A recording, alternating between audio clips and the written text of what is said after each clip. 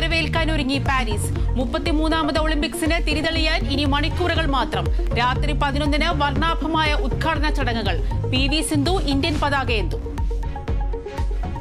ഷിരൂരിൽ കാണാതായ അർജുനായുള്ള ഇന്നത്തെ തെരച്ചിൽ അവസാനിപ്പിച്ചു. പുഴയിൽ നിന്ന് ലോറിയുടേതെന്ന് കരുതുന്ന പുതിയ സിഗ്നൽ ലഭിച്ചു. മനുഷ്യ സാന്നിധ്യം കണ്ടെത്താനായില്ലെന്ന് ഉത്തര കന്നഡ കളക്ടർ. പുഴയിലിറങ്ങാൻ പോൺടൂൺ പാലം നിർമ്മിക്കും. തെരച്ചിലിന് വെല്ലുവിളിയായി പുഴയിലെ കുത്തൊഴുക്കും മഴയും. ഇടവേളയ്ക്ക് ശേഷം കോൺഗ്രസിൽ കലഹം. തിരുവനന്തപുരം ജില്ലാ ക്യാമ്പിൽ നിന്ന് വിട്ടുനിന്ന് VD സതീശൻ.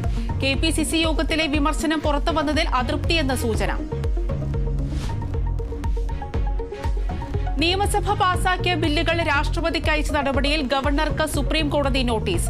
നടപടി കേരളം നൽകിയ ഹർജിയിൽ. വൈസ് ചാൻസലർ നിയമനത്തിൽ ഗവർണർ ഹൈക്കോടതിയിലേക്ക്. നിയമനത്തിൽ സർവകലാശാലകൾ സഹകരിക്കുന്നില്ലെന്ന് ആരോപണം. പത്തനംതിട്ട തിരുവല്ലയിൽ കാറിന് തീപിടിച്ച് 2 മരണം. രാജു തോമസ്, ഭാര്യ ലൈജി എന്നിവരാണ് മരിച്ചത്. ജീവൻ ഒടുക്കിയതെന്ന് പോലീസ്. മൃതദേഹങ്ങൾ പൂർണ്ണമായും കത്തിക്കരിഞ്ഞ നിലയിൽ.